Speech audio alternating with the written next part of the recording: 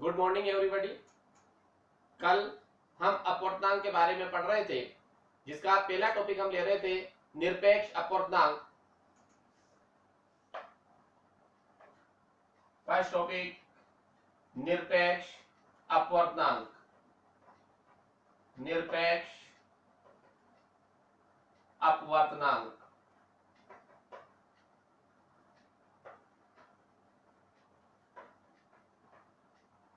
निरपेक्ष अपवर्तनांक absolute refractive index.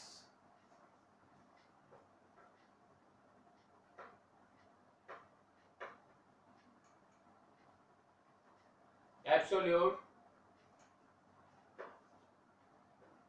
Refractive index.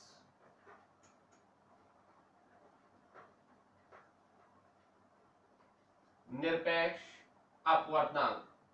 निरपेक्ष अपवर्तनांक क्या होता है, ये सबसे पहले हमें इसकी परिभाषा पता हो। यदि प्रकाश किरण कहां से, वायु या निर्वात से चलकर किसी माध्यम में प्रवेश करती है तो इसे उस माध्यम का निरपेक्ष अपवर्तनांक कहते हैं।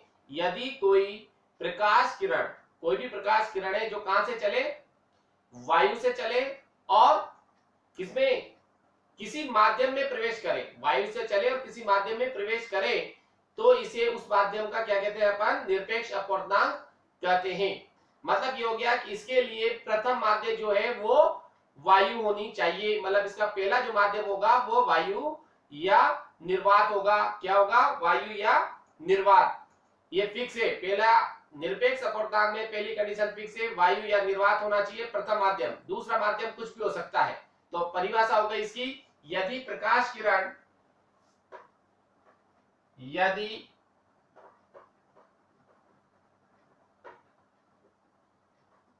प्रकाश किरण निर्वात से, यदि प्रकाश किरण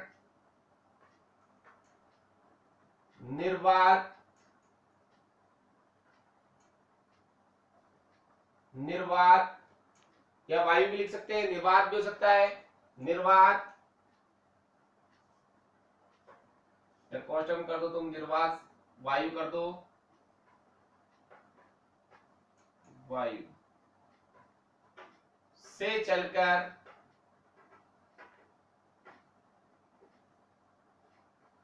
यदि प्रकाश किरण निर्वात या वायु से चलकर किसी माध्यम में प्रवेश करती है, से चलकर किसी माध्यम में,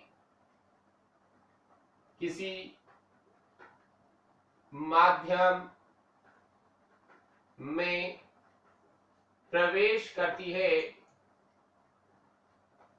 प्रवेश करती है। यदि प्रकाश किरण निर्वात या वायु से चलकर किसी माध्यम में प्रवेश करती है तो इसे उस माध्यम का करती है तो इसे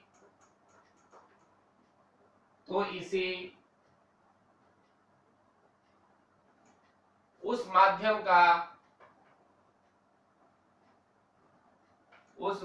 का निरपेक्ष अपवर्तनांक, निरपेक्ष अपवर्तनांक कहते हैं।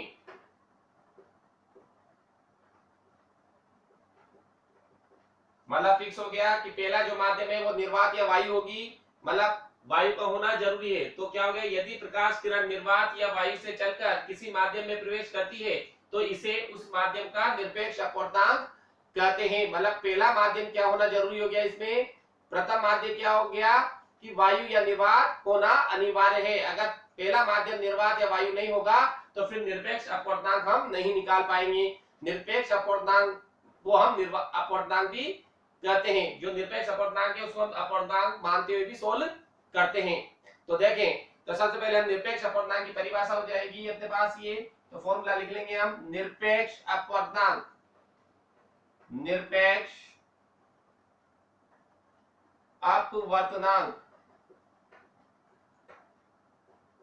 निरपेक्ष अपवर्तनांक बराबर, हाँ किसमें, निर्वात या वायु जो होगा, तो यहां आ गया हमारे पास वायु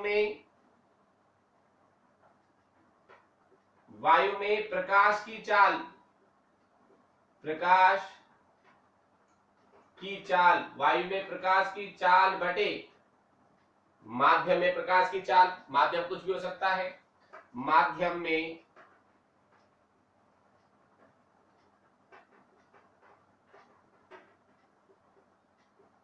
प्रकाश की चाल, क्या हो गया हमारे पास, निरपेक्ष अपवर्तनांक बराबर वायु में प्रकाश की चाल बटे माध्यम में प्रकाश की चाल। तो अपवर्तनांक को हम लिखते हैं एन से, अपवर्तनांक मान सकते हैं इसको एन से, और वायु में प्रकाश की चाल को हम लिखते हैं सी से, और माध्यम में प्रकाश की चाल मान ली हमने वी। तो एन बराबर क्या हो गया, सी अपॉन वी। सी जो है वो वायु में प्रकाश की चाल है और माध्यम में प्रकाश की चाल क्या है, वी है, और अपवर्तनांक क्या है हमारे पास, एन। तो एन बराबर सी अपॉन वी, इससे ये फॉर्मूला हमारे पास आ जाता है। तो इसमें नोट लगाकर हम एक स्थिति लिख सकते हैं जिससे हमें स्पष्ट रहे कि निरपेक्ष अपवर्तनांक में माध्यम एक क्या होगा। नोट में हम लिख सकते हैं कि निरपेक्ष अपवर्तनांक में माध्यम एक वायु या निर्वात होना चाहिए या होता है। निरपेक्ष अपवर्तनांक में निरपेक्ष अपवर्तनांक में प्रथम माध्यम, यह माध्यम फर्स्ट, माध्यम एक में माध्यम एक वायु या निर्वात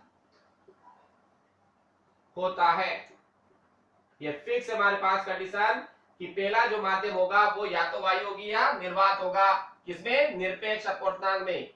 तो निरपेक्ष अपवर्तनांक में माध्यम एक वायु या निर्वात होता है, ये फिक्स हो गया। तो कंडीशन क्या हो गई, हमें पता है कि अपवर्तनांक क्या होता था, दो माध्यमों की चालों का अनुपात, दो माध्यम जो थी उसकी चालों का अनुपात। तो यहां पर देखिए हम क्या हो गया, यहां पर वायु में प्रकाश की चाल बटे माध्यम में प्रकाश की चाल। हम बोल रहे हैं कि निरपेक्ष अपवर्तनांक है तो पहला माध्यम जो होगा वो हमेशा क्या होगा, वायु या निर्वात होगा। तो ये आ गया अपने पास वायु में प्रकाश की चाल, और बटा दूसरा जो माध्यम है उसमें जो भी माध्यम दिया जाएगा वो हमारे पास आ जाएगा। तो ये हो गया निरपेक्ष अपवर्तनांक में माध्यम फर्स्ट वायु या निर्वात होता है। ये निरपेक्ष अपवर्तनांक की परिभाषा हो गई। दूसरा जो था हमारे पास वो था सापेक्ष अपवर्तनांक, किसी के सापेक्ष निकालना। तो ये हो गया हमारे पास दूसरा, जो दूसरा पार्ट था इसका वो था सापेक्ष अपवर्तनांक, सापेक्ष अपवर्तनांक।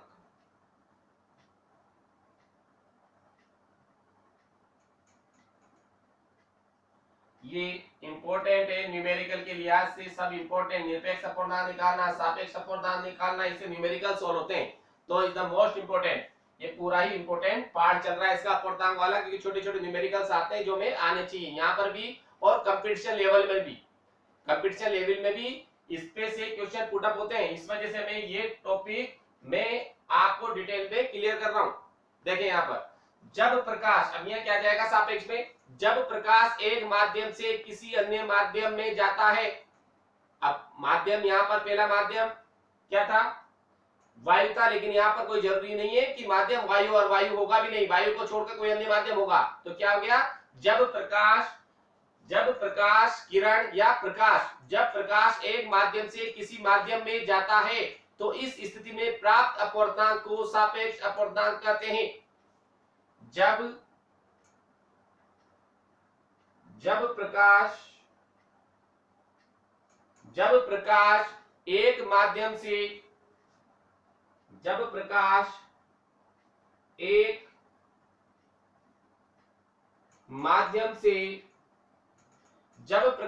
एक माध्यम से किसी अन्य माध्यम में, जब प्रकाश एक माध्यम से किसी अन्य माध्यम में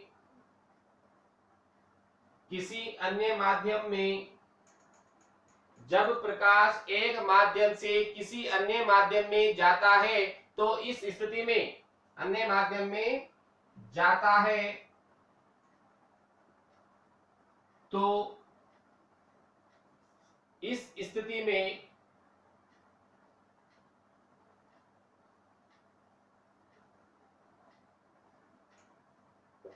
जब प्रकाश एक माध्यम से किसी अन्य माध्यम में जाता है तो इस स्थिति में प्राप्त अपवर्तनांक, तो इस स्थिति में प्राप्त अपवर्तनांक, प्राप्त अपवर्तनांक क्या कहलाता है? प्राप्त अपवर्तनांक सापेक्ष अपवर्तनांक कहलाता है। अपवर्तनांक सापेक्ष अपवर्तनांक, सापेक्ष अपवर्तनांक कहलाता है।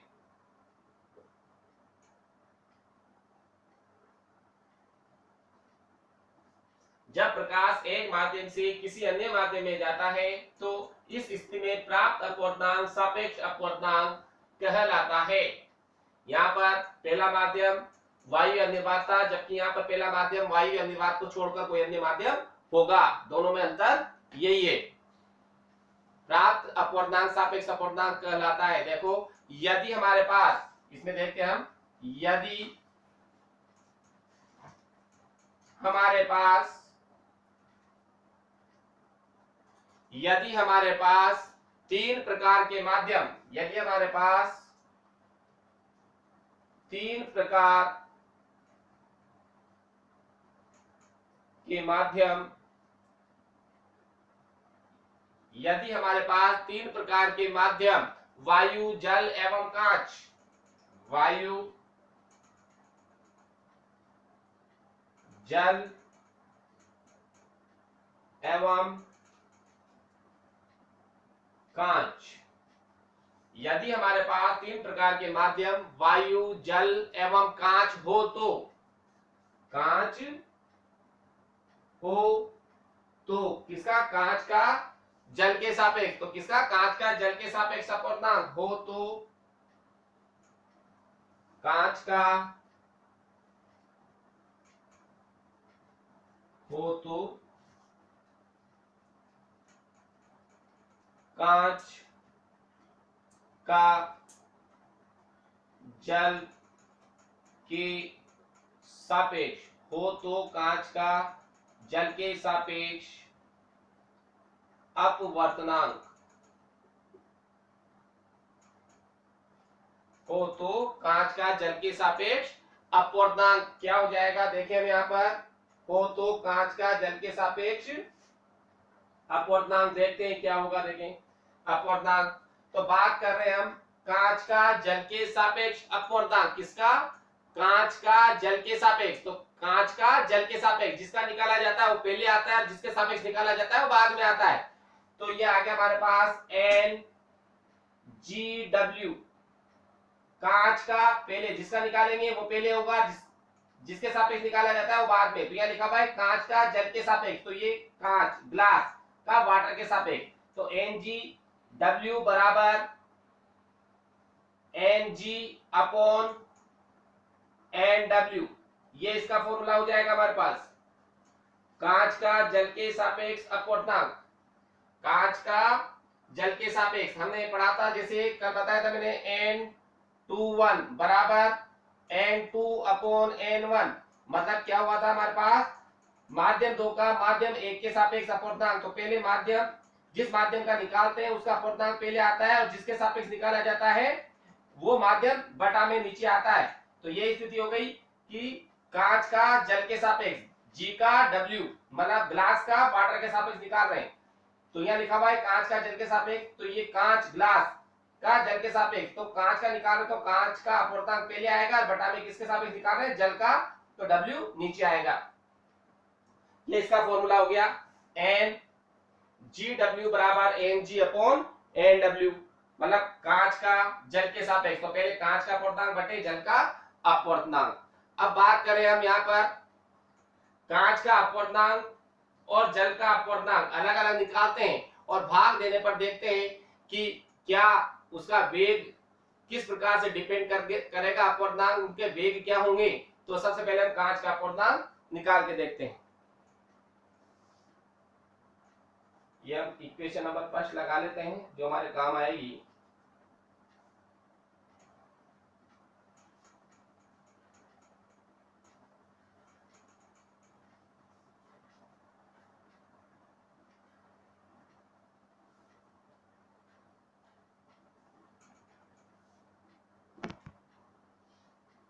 अब यहाँ पर कांच का अपवर्तनांक निकाल रहे हैं हम, चूंकि आप सापेक्ष अपवर्तनांक नहीं केवल निकाल रहे हैं हम कांच का अपवर्तनांक, चूंकि कांच का अपवर्तनांक, कांच का अपवर्तनांक,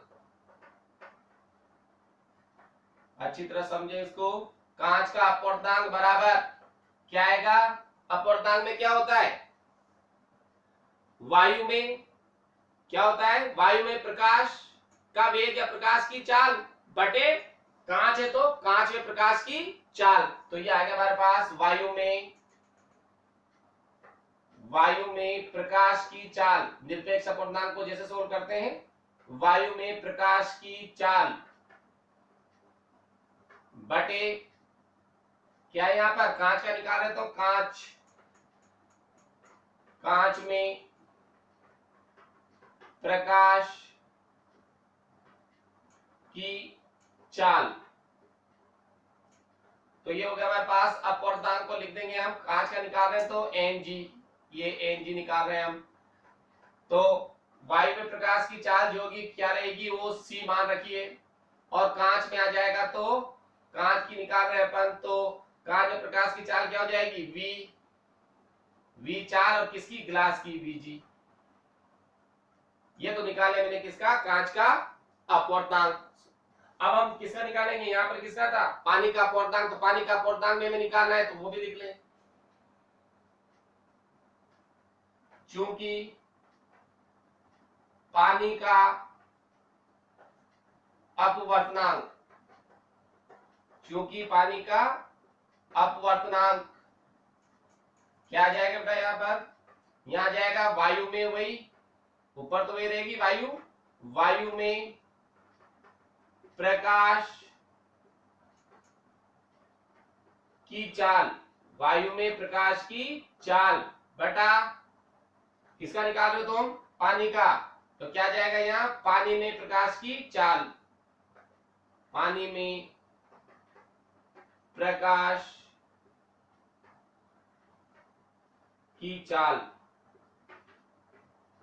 तो ये आ गया हमारे पास NW बराबर वही वायु में C प्रकाश की चाल, और यहां जाएगा VW।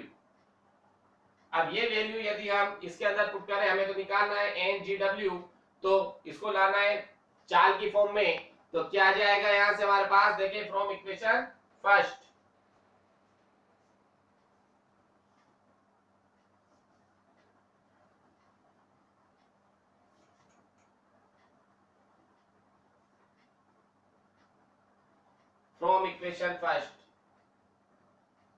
फ्रॉम इक्वेशन फर्स्ट समीकरण 1 से, तो देखें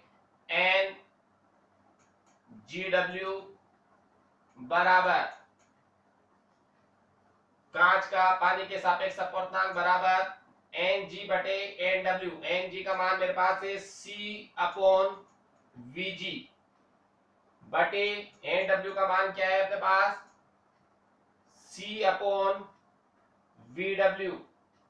ये हमने यहां से मान उठाकर Ng और NW का मान इसके अंदर रख दिया, तो इसको सोल्व करते हैं तो ये आता है NGW बराबर C/Vg मल्टीप्लाई, ये VW पर चल जाएगा VW/C, और C से C कैंसिल, तो हमें जो प्राप्त हो गया वो आ गया हमारे पास NGW this is equal to VW/Vg। मतलब अगर चाल की फॉर्म में चलें तो पहले जिसके सापेक्ष अपवर्तनांक ज्ञात किया जाता है उसकी चाल ऊपर आएगी, और जिसका निकाला जाता है, जिसका जैसे माध्यम 2 का माध्यम 1 के सापेक्ष निकाल रहे हो तो माध्यम 1 की चाल ऊपर आएगी, माध्यम 2 की चाल नीचे आएगी, उससे विपरीत रहेगा अपवर्तनांक से ये। तो इसको हम कैसे लिख सकते हैं, यहां पर देखें, अर्थात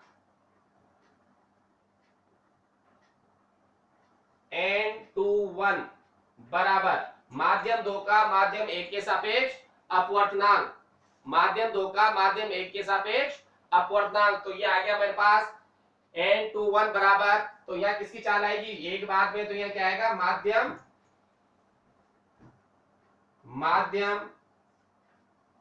1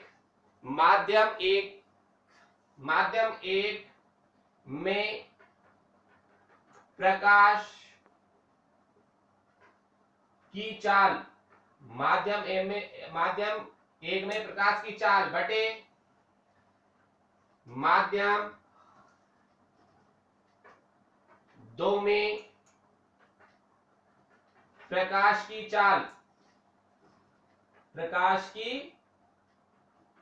चाल, यहां पर हम गौर करें, अपवर्तनांक निकलता था तो N21 है, तो N2 दूसरा माध्यम ऊपर आता था, पहला माध्यम नीचे आता था अपवर्तनांक में, लेकिन चाल में क्या होगा, बाद वाला जो लिखा हुआ ऊपर आएगा और जो पहले है वो नीचे आएगा, मतलब अपवर्तनांक से चाल उल्टी रहेगी इसकी। ठीक है, तो इसको हम लिख सकते हैं N21 बराबर V1/V2। तो इनसे एक फॉर्मूला हमारे पास डिफाइन होता है, क्या होता है कि N21 बराबर N2/N1 बराबर V1/V2 बराबर, यहां जाएगा, इसलिए N21 बराबर होता है हमारे पास N2/N1, जबकि अगर चाल की बात करें तो ये हो जाएगी V1/V2। स्पष्ट हो रहा है, क्योंकि N21 दूसरे माध्यम का पहले माध्यम के सापेक्ष अपवर्तनांक N2/N1, वही दूसरे माध्यम का पहले माध्यम के सापेक्ष अपवर्तनांक क्या हो जाएगा चाल की फॉर्म में V1/V2, मतलब माध्यम 1 में चाल बटे माध्यम 2 में चाल, और इसको लैम्डा की फॉर्म में लिखे तरंग दैर्ध्य में, वो भी क्या होगी λ1/λ2, क्योंकि V बराबर n लैम्डा होता है। ये फॉर्मूला हमारे आगे जाके काम आएगा, ये फॉर्मूला हमारे पास डिफाइन होता है इससे। ये मैंने टोटल डिटेल में दे दिया, इतना बुक्स में भी नहीं है। ठीक है, इसके आगे अपन नोट लगा के इसमें भी लिख सकते हैं, क्या लिख सकते हैं नोट में, वही सापेक्ष अपवर्तनांक में माध्यम 1, सापेक्ष अपवर्तनांक में माध्यम 1 वायु या निर्वात के अलावा अन्य माध्यम होता है, मतलब वायु या निर्वात नहीं होगा और कोई और माध्यम होगा। तो यहां हम लिख सकते हैं नोट लगाकर, इसमें भी जैसे हमने निरपेक्ष अपवर्तनांक में लिखा था नोट में, वैसे इसमें भी लिखेंगे, क्योंकि वहां पर पहला माध्यम वायु या निर्वात ही होगा, जबकि यहां वायु या निर्वात नहीं होगा। सापेक्ष अपवर्तनांक, सापेक्ष अपवर्तनांक, सापेक्ष अपवर्तनांक में माध्यम 1, सापेक्ष अपवर्तनांक में माध्यम 1 वायु या निर्वात के अलावा, सापेक्ष अपवर्तनांक में माध्यम 1 वायु या निर्वात के अलावा, वायु या निर्वात के अलावा, वायु या निर्वात के अलावा अन्य माध्यम होता है, अन्य माध्यम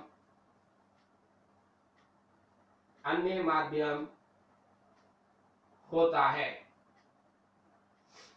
तो पहली डेफिनेशन हमने अभी ली थी, एक तो निरपेक्ष अपवर्तनांक, निरपेक्ष अपवर्तनांक में हमने देखा कि पहला जो माध्यम है प्रकाश किरण तो एक माध्यम से दूसरे माध्यम में प्रवेश करेगी, और दोनों माध्यमों का जो अनुपात है, उन दोनों माध्यमों का जो अनुपात है वही अपवर्तनांक कहलाता है।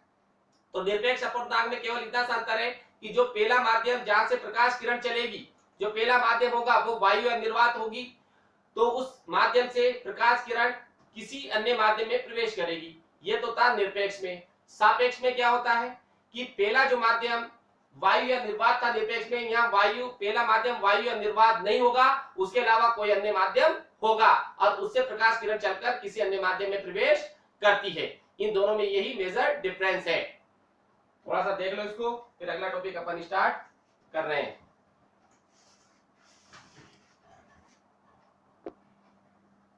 अपवर्तनांक नोट में लिखते हैं अपन, इसका भी नोट लिख लेते हैं। ये नोट हो गया। अब देखो ये सापेक्ष अपवर्तनांक का नोट हमने लिख लिया है।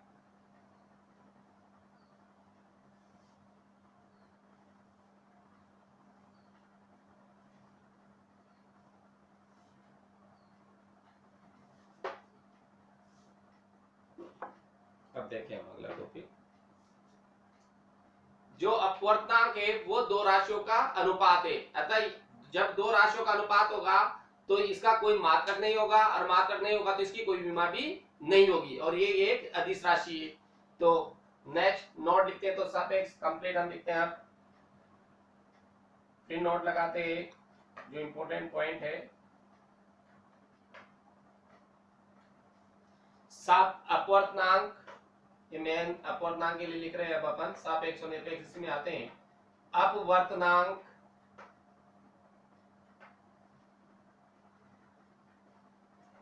अपवर्तनांक दो राशियों का अनुपात है। दो राशियों का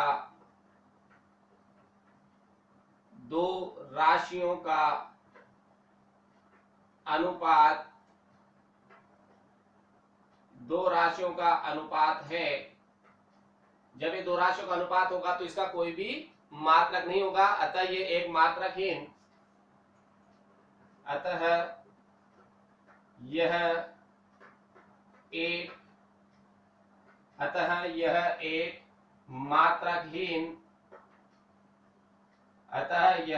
मात्रकहीन, एवं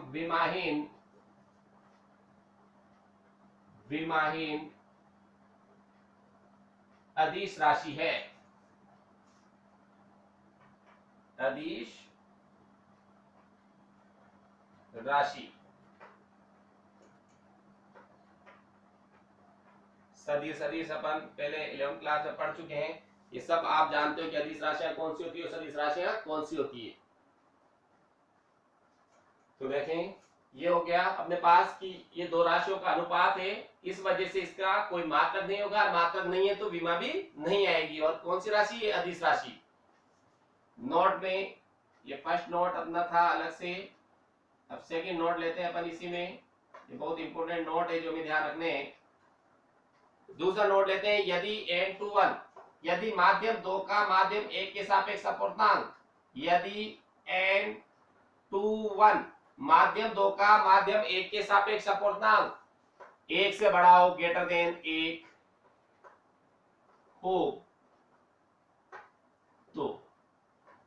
तो क्या होगा भाई? माध्यम दो का माध्यम एक के सापेक्ष जो अपवर्तनांक है उसका मान क्या हो? 1 से बड़ा हो। तो जो स्मॉल r है, जो अपवर्तन कोण का मान है, वो आपतन कोण से क्या होगा? छोटा होगा। जब आप इस स्थिति में क्या होगा? अपवर्तित किरण अभिलंब की ओर झुक जाती है। हो तो r is less than I, मतलब अपवर्तन कोण का मान आपतन कोण से कम होगा। तो आगे हम लिख सकते हैं, इस स्थिति में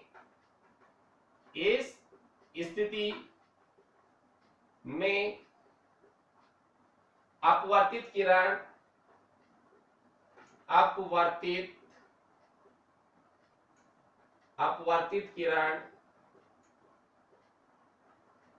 अभिलंब की ओर, अपवर्तित किरण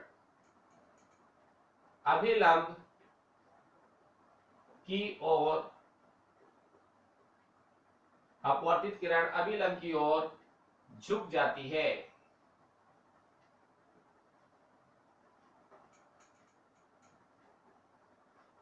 झुकती है। किसमें? यदि n/1 इज ग्रेटर देन 1 हो तो इस स्थिति में, मतलब ये कंडीशन हो गई कि जैसे किरण विरल माध्यम से सघन माध्यम में प्रवेश कर रही है। फिर यदि इसका उल्टा कर दें, यदि n/1 इज लेस देन 1 हो तो, मतलब माध्यम 2 का माध्यम 1 के सापेक्ष अपूर्णांक 1 से क्या हो? कम हो तो क्या हो जाएगा? r is greater than I, मतलब अपवर्तन कोण का मान बढ़ जाएगा किससे? आपतन कोण से। तो इस स्थिति में क्या हो जाएगा? इस स्थिति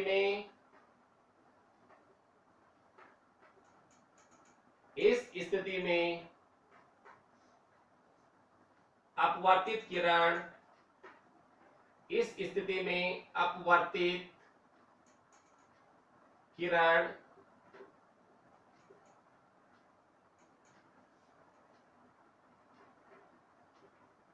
अभिलंब से दूर हटती है।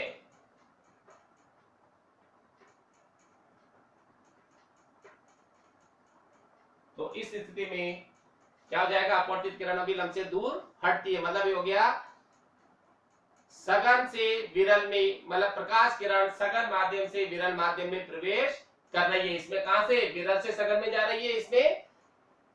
इसमें तो विरल से, पहले वाले में n/1 इज ग्रेटर देन 1 हो तो विरल से सघन में प्रवेश हो रहा है, और यदि n/1 इज लेस देन 1 हो तो क्या हो जाएगा? सघन से विरल में प्रवेश हो रहा है। देखो ऐसे, चूंकि अपन जानते हैं, इसको लिखने की जरूरत नहीं, क्यों? समझ ले अपन, चूंकि n/1 is greater than 1, n/1 is greater than 1, तो ये आ जाएगा अपने पास n/1 मतलब n2 अपॉन n1, तो ये आ गया इज ग्रेटर देन 1, तो ये आ गया n2 is greater than n1, मतलब जो दूसरा माध्यम है उसका अपवर्तनांक ज्यादा है किससे? पहले माध्यम से। तो दूसरा माध्यम का अपवर्तनांक ज्यादा है किससे? पहले माध्यम से। तो क्या हो गया? प्रकाश किरण विरल माध्यम से सघन माध्यम में प्रवेश कर रही है।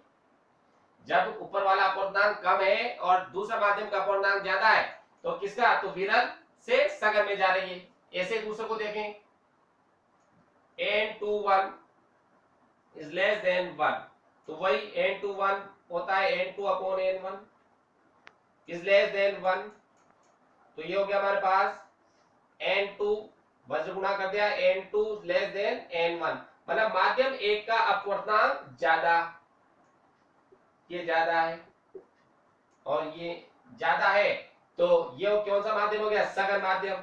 और किसमें जा रही है? विरल माध्यम। तो जब सघन से विरल में जाएगी तो अभिलंब से दूर हटेगी। यहाँ पर माध्यम है ज्यादा होगा फर्स्ट माध्यम का, और यहाँ पर क्या होगा?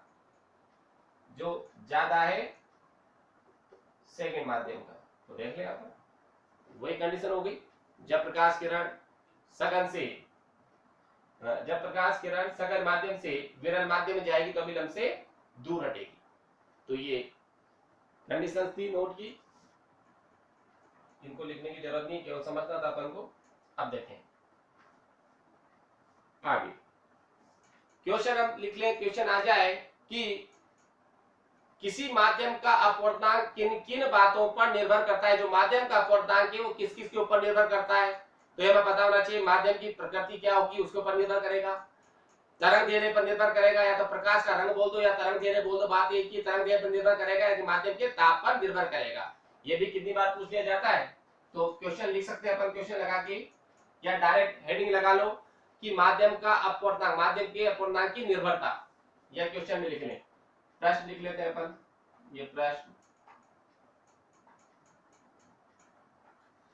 प्रश्न में लिखेंगे किसी माध्यम का अपवर्तनांक, किसी माध्यम का अपवर्तनांक, किसी माध्यम का अपवर्तनांक किन किन किसी माध्यम का अपवर्तनांक किन किन बातों पर निर्भर करता है। किसी माध्यम का अपवर्तनांक किन किन बातों पर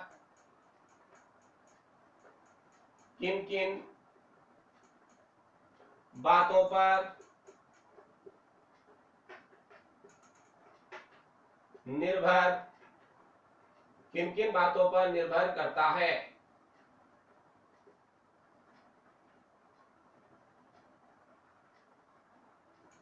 तो इसका आंसर है हमारे पास, आंसर आ जाएगा, क्या है आंसर हमारे पास, एक तो माध्यम की प्रकृति, पहला हम लिख सकते हैं किस पर निर्भर करता है, माध्यम की प्रकृति, माध्यम की प्रकृति पर निर्भर करेगा। दूसरा, तरंग दैर्ध्य पर या प्रकाश के रंग, दूसरा है प्रकाश के रंग अर्थात तरंग दैर्ध्य पर, अर्थात तरंग दैर्ध्य पर। और तीसरा जो है ताप, जो है माध्यम के ताप पर, माध्यम के ताप पर। तो क्वेश्चन था हमारा, किसी माध्यम का अपवर्तनांक किन किन बातों पर निर्भर करता है। तो माध्यम का अपवर्तनांक पहला माध्यम की प्रकृति क्या होगी उसके ऊपर निर्भर करेगा, उसके तरंग दैर्ध्य पर निर्भर करेगा और माध्यम के ताप पर निर्भर करता है। अब हम न्यूमेरिकल करते हैं, हमारी बुक का ही न्यूमेरिकल है, हमारी बुक का एग्जाम्पल है, वो एग्जाम्पल देख लेते हैं हम। एग्जाम्पल 11.9 है हमारी बुक का, अगर गौर करें तुम देखोगे तो 11.9 पे निकलेगा न्यूमेरिकल जो है। इसको भी मैं क्लियर कर देता हूं क्योंकि ये सापेक्ष अपवर्तनांक से संबंधित न्यूमेरिकल है। तो देखें कोई भी क्वेश्चन जो था ये, उसमें एक क्वेश्चन दिया हुआ है हमारी बुक के अंदर 11.9 में, जल तथा कांच का अपवर्तनांक दिया हुआ है और पूछता है वो कि प्रकाश किरण कांच से जल के अंदर जाती है तो जल का अपवर्तनांक ज्ञात कीजिए। देखो जल तथा का क्वेश्चन लिख देता हूं मैं, जल तथा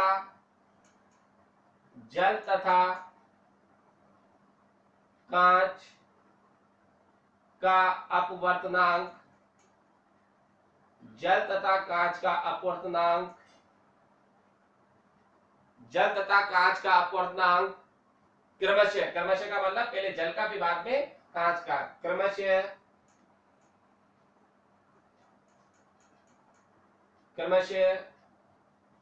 4/3, क्रमशः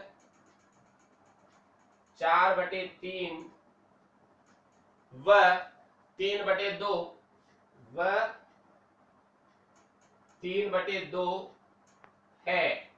ये हमें क्या दे रखा है, जल तथा कांच के अपवर्तनांक का मान दे रखा है। और किसका पूछ रहा है, जल का अपवर्तनांक ज्ञात कीजिए। किसका पूछ रहा है, जल का अपवर्तनांक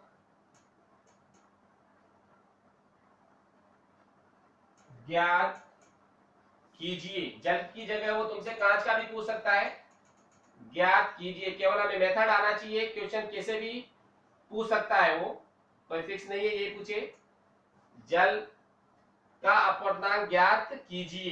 ये हमें जल का अपवर्तनांक दे रखा है, सॉरी जल का अपवर्तनांक ज्ञात करना है, लेकिन कंडीशन डाल दी। क्या कंडीशन डाल दी उसने, प्रकाश किरण कहां से जल में गमन कर रही है। आगे कंडीशन दे दी, यदि प्रकाश किरण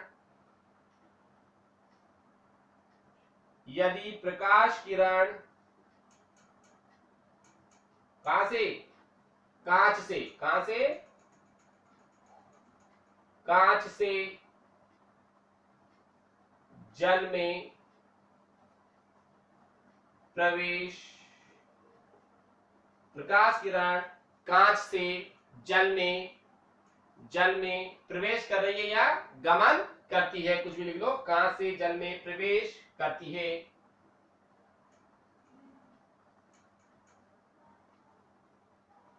अब प्रवेश नहीं तो गमन कर दो, बात एक ही है, गमन करती है।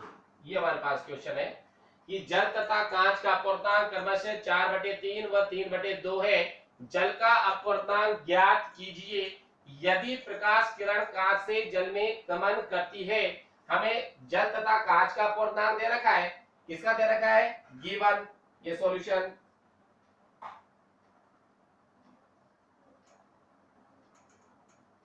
हम ले रहे हैं। जल का अपवर्तनांक, जल मतलब एन जी, जल का अपवर्तनांक, ये सॉल्यूशन में पहले हमने लिख लिया, जल का अपवर्तनांक पहले लिख रहे हैं हम, जल का अपवर्तनांक मतलब इसको एन जी, कितना है ये जल, सॉरी जल का लिखा है तो एन डब्ल्यू, कितना है एन डब्ल्यू का मान, ये हमारे पास से जल का पहला वाला है 4/3। फिर दूसरा क्या है, कांच का अपवर्तनांक, ये कांच का अपवर्तनांक, कांच का अपवर्तनांक हो गया हमारे पास, कितना है N G, G for glass, W for water, तो ऊपर वाला तो हो गया वाटर का अपवर्तनांक और नीचे आ गया ग्लास का अपवर्तनांक, ये है हमारे पास 3/2।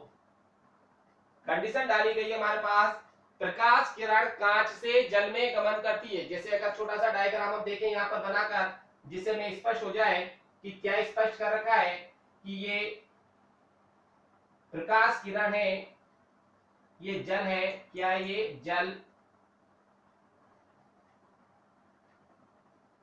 ये कांच है, ऊपर जो है ये कांच और ये जल,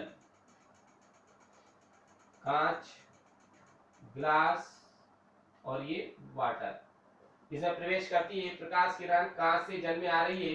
तो इसके लिए पूछ रहा है ये प्रकाश किरण किससे, इसके अंदर प्रवेश कर रही है, कहां से, कांच से जल में, कहां से जाती है प्रकाश किरण, पहला माध्यम हमारे पास कौन सा है, देख लो, कांच से जल में प्रवेश कर रही है। तो यहाँ बोल रहा है यदि प्रकाश किरण कांच से जल में गमन करती है, कांच से जल के अंदर, कांच से जल में जा रही है, तो पहला माध्यम कांच हुआ, दूसरा माध्यम जल हुआ।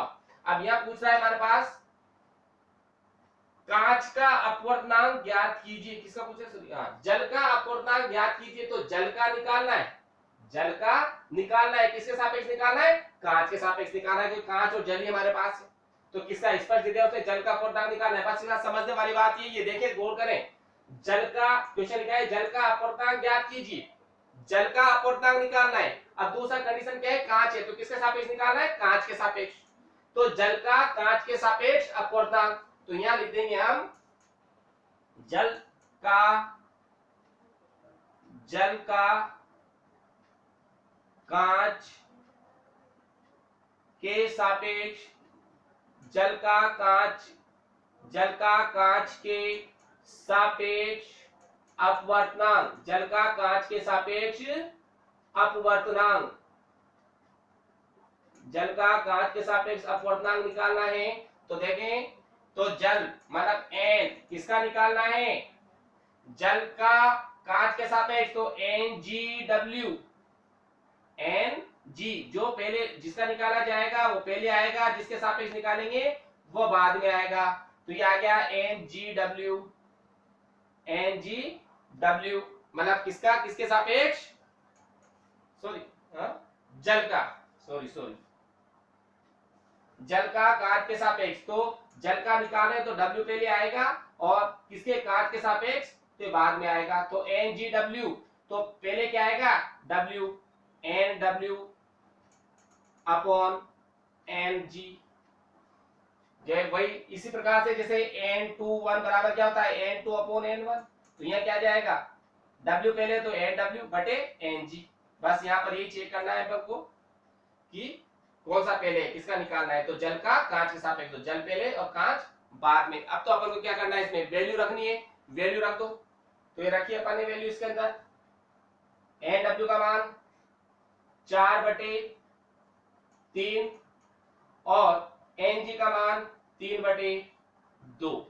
तो देखें कितनी वैल्यू प्राप्त हो रही है, एन डब्ल्यू जी बराबर 4/3 मल्टीप्लाई, ये 2 ऊपर चल जाएगा, 2/3, तो ये आ गया NWG बराबर 8/9। ये हमारा आंसर होगा। इसको अब आप बुक के अंदर चेक कर लेना कि क्या आंसर आ रहा है। 8/9 आंसर निकलेगा। ये हमने इसको क्लियर रूप में ले लिया है। और हम जानते हैं बहुत सारे क्वेश्चन इससे भी देख सकते हैं हम कि जैसे पानी का अपूर्णांक है, हम जानते हैं पानी का अपूर्णांक 1.33 होता है, लेकिन होता कैसे? ये पानी का अपूर्णांक हम जानते हैं कि 1.33 होता है, कैसे होता है उसको भी निकाल सकते हैं हम। ऐसे कांच का अपूर्णांक एक लगभग 1.5 होता है, तो 1.5 कैसे होता है? डायरेक्ट डाटा तो हम याद रख लेंगे, लेकिन उसको अगर भूल भी जाए तो वो डाटा भी हम निकाल सकते हैं। तो वो सब इन्हीं से निकलता है जो कि अपन ने निरपेक्ष अपूर्णांक और सापेक्ष अपूर्णांक पढ़ा है, इसी के अकॉर्डिंग। तो 2 क्वेश्चन और देख लेते हैं अपन।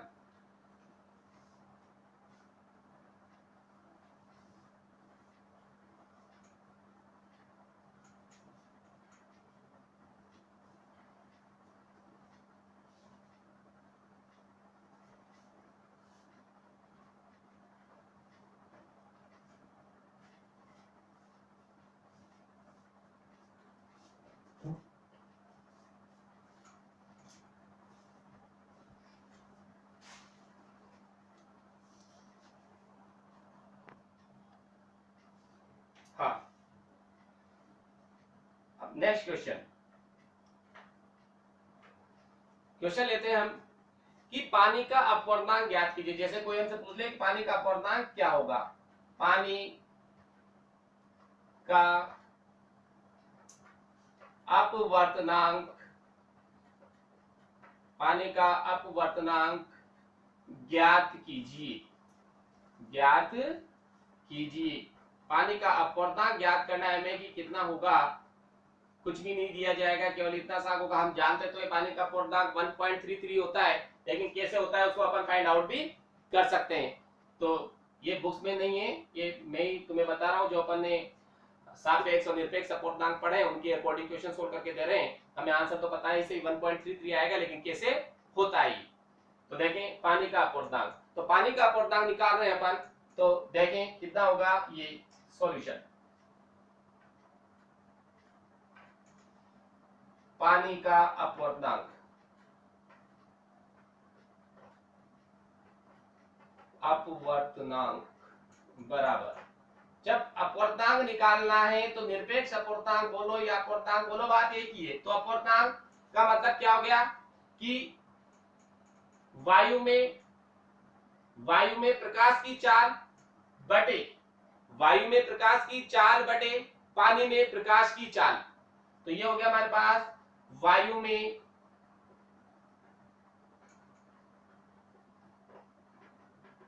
प्रकाश की चाल, यह सापेक्ष नहीं है, इस वजह से ऊपर वायु या निर्वाती आता है। वायु में प्रकाश की चाल बटे किसका निकाल रहे हैं हम? पानी का।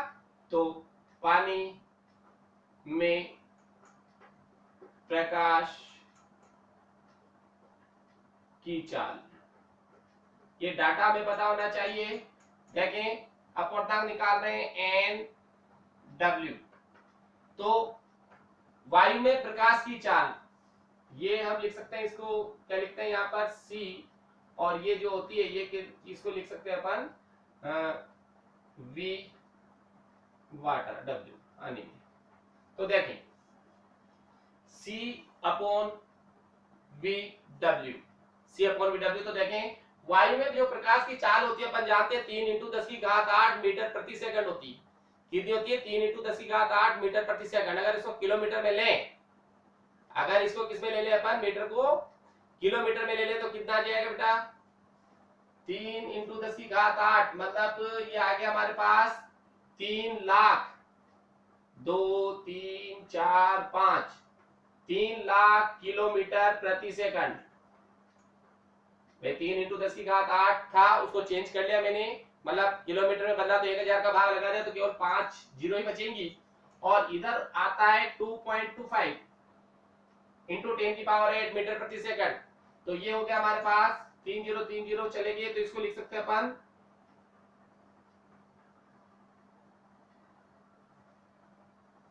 2,25,000, ये तो हो गया तुम्हारे पास 3,00,000 किलोमीटर प्रति सेकंड सी का मान, और ये होता है पानी में प्रकाश की चाल 2,25,000 किलोमीटर प्रति सेकंड। यूनिट से यूनिट कैंसिल, 1 2 3 0 से 1 2 3 0 कैंसिल। ये डाटा याद नहीं रहे तो याद रख लेना, काम आते हैं। तो ये हो गया मेरे पास 300/225, इसको काट दो, 25 से कट जाएगा, ये कितनी बार कट रहा है, 25 से ये कैंसिल होगा 12 बार, और ये 25 से 9 बार, ये फिर 3 से 4 बार, 3 से 3 बार, मतलब NW हमारे पास आ गया 4/3, और 4/3 जो होता है वो कितना होता है 1.33, और हम जानते हैं कि जो पानी का अपवर्तनांक है 1.33 प्राप्त होता है। हमने इसको सोल्व करके भी देख लिया। ऐसे दूसरा क्वेश्चन और ले लें, पानी है तो कांच का भी ले लें। जैसे अभी कांच की बात करते बार बार, ये दोनों चीजें काम आती है, पानी का और कांच का अपवर्तनांक, ये मेजर याद होना चाहिए। तो देखें, अब हम अगला क्वेश्चन ले रहे हैं कांच का अपवर्तनांक। तो देख लो दूसरा क्वेश्चन,